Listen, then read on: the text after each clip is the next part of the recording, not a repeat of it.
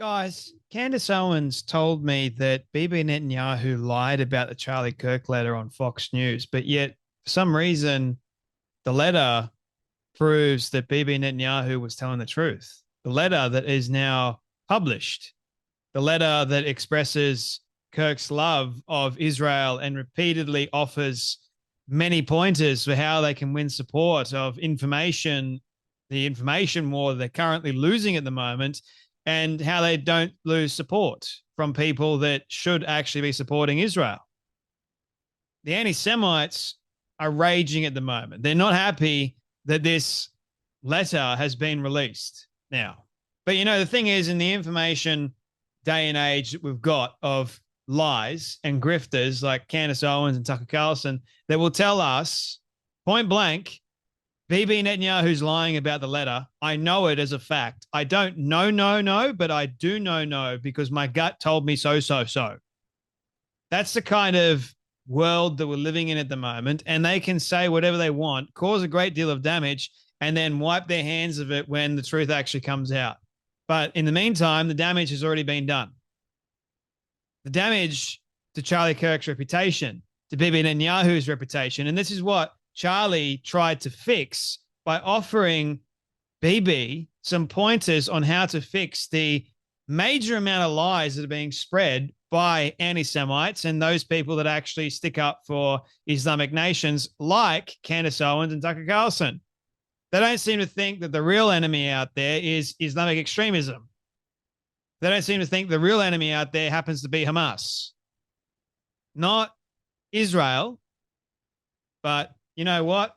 If we can paint Bibi as a horrible human being, if we can paint people in this particular light, it's like what Goebbels did during the propaganda day and age. He was very, very good at it. You had lots of people in Germany believing they were winning the war when they weren't.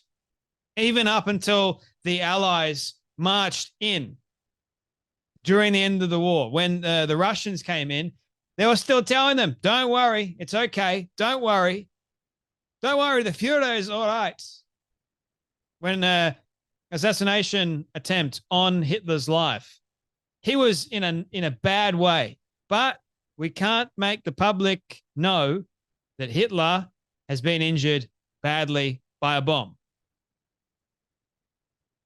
Operation Valkyrie.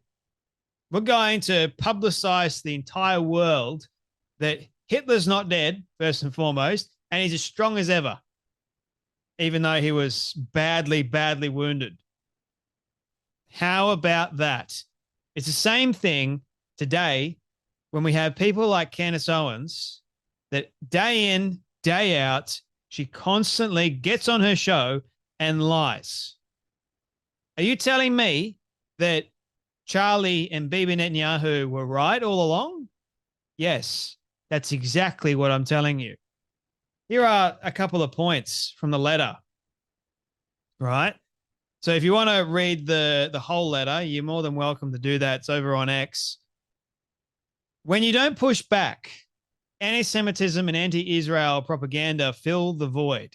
A pro-Israel friend recently asked me, do Israelis even care about how the world perceives their country? 2, I strongly recommend putting together a team of pro-Israel experts who can fact-check misinformation in real time from Israel. Israel needs to take the lead in this effort. 3, you need something perhaps like an Israeli Truth Network, which can include social media channels and a one-stop source of information website where, for example, all of the negative Israeli questions I get can be thoroughly debunked. 4, have you considered inviting some of the released hostages to go on a speaking tour in the US? This could provide a very effective message, right? Maybe interview regular Israelis on the streets, asking them what they love about their country. Interview Jews, Israelis, Arabs, Druze, Orthodox, secular. Ask Israelis what do they wish the world knew about Israel.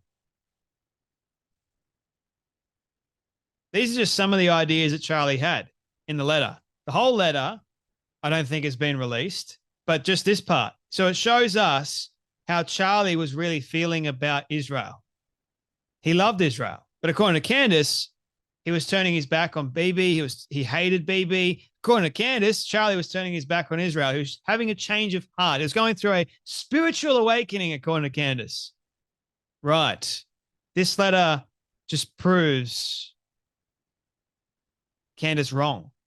I mean, is it any shock? This is what Candace said. The man literally booked himself on an American primetime show and held up a letter to represent it as a love letter to Israel. He did that intentionally. It was naked deception and propaganda. Let the world hear Charlie in his own words. So he just did. And the world is now reading Charlie's own words because the letter has been released. So Candace, screw you, get lost, stop lying for your own personal gain. You just lost big time. Again, we've now heard Charlie, in his own words, how he felt about Israel. And guess what? Candace is a big, big fat liar. Any surprise to that? No, absolutely not. Wow, Candace lied. I'm really going to have a heart attack and die of not surprise, from Abby Libby. Seth Dillon goes, I'm seeing this letter for the first time, but I'd heard Charlie say these things before. He said them to me in the Hamptons. These aren't the words of a man who needed to be threatened or strong-armed into standing with Israel. That meeting, this letter, and the man who wrote it have been misrepresented in the worst ways by the most malicious people. Again, I agree with Seth Dillon. The man is a godly man of good character. Candace, on the other hand, is not. She represents everything that is bad with society. Not things that are good, things that are bad. I'll be making another video today about her going off and lying again about Tyler Robinson. And there's so many elements that in her narrative that are incredibly flawed, but she doesn't need to tell anyone the truth. She just needs to make it sound like it is believable, right? It's the whole point. I'm going to make this sound relatively believable. Like she'll come out with these crazy ass statements. Like, for example, the Hamptons, she'll accuse people. She'll accuse Bill Ackman, Seth Dillon, because she doesn't like him, because they know they've been calling her out a number of times. And then she'll say, oh, Tyler Robinson didn't do it. Tyler Robinson didn't kill Charlie Kirk. He wasn't at fault. The feds are lying. See, this is what she does. And the problem is hardly anyone calls her out on it. You know what's dangerous as well? She names names that probably shouldn't be named. And there's a reason why the feds haven't actually named their name. But she does it because she doesn't care about someone's safety. So she'll name a fed that helped bring about Tyler Robinson to hand himself in. She'll name him. She's fine with that. And she'll reach out and say, oh, care to comment about this? Stop ruining people's lives, Candace. Stop it. Stop lying about your supposed friend because he's no longer here to defend himself, and you are just continuously profiting off of his death. And you're leading so many people down a very dangerous path. You have very vulnerable minds that look up to you, and your messaging is so false and so inaccurate. And of course, these people that are following you don't know any better.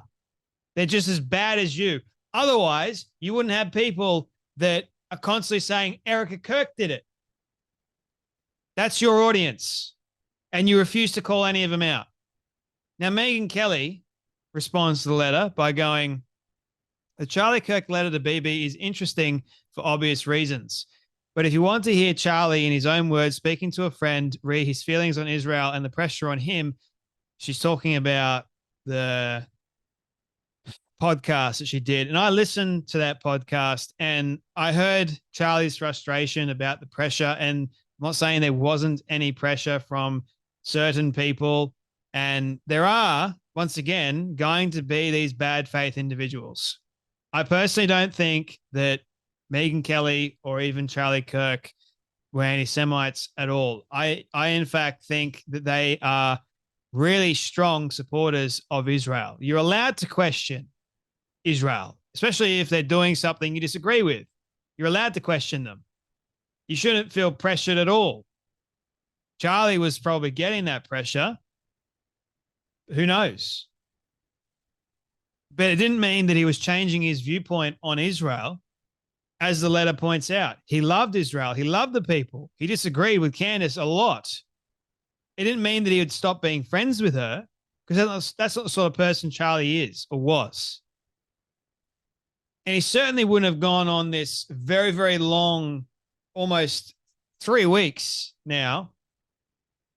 Every single video that she is producing, Candace happens to be another false narrative about Charlie's killing. I don't think Charlie would have done what Candace is doing. I really don't. She's got no idea. Bill Ackman goes, the New York Post today posted a letter from Charlie Kirk to Netanyahu in which Charlie explains his love for Israel and also in which he criticizes Israel's management of its image in the world and provides advice to the Prime Minister on how to fix the problem. The sentiments he expressed in the letter are the same that he explained to me when he spoke by Zoom 2 weeks later, and that led to his suggestion to convene young conservatives for a discussion about various issues, including Israel, Palestine, an event in Bridgehampton in early August.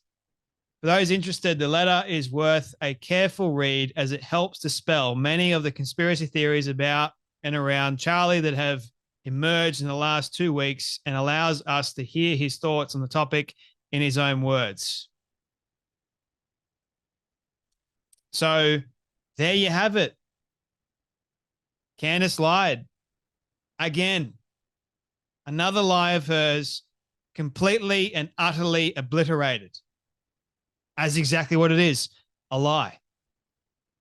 And she's got to stop them, because the more she lies, the more she's ruining her credibility. She doesn't have any credibility, in case you're wondering. But the more she digs a very, very big hole for herself.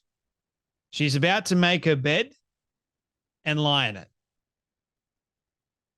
As the old saying goes, you're digging a hole of your own reputation, going down a very, very black, dark hole. And sure, you've got lots of people that are following you, but when someone big and powerful eventually will go, you need to stop the lies because they are harmful and they are damaging. I wonder what you're going to do then. I don't think the lawsuit with Brigitte Macron is going to teach you much of a lesson. So maybe someone like Trump needs to tell you to enough of the lies. Maybe start telling the truth. Maybe start doing that.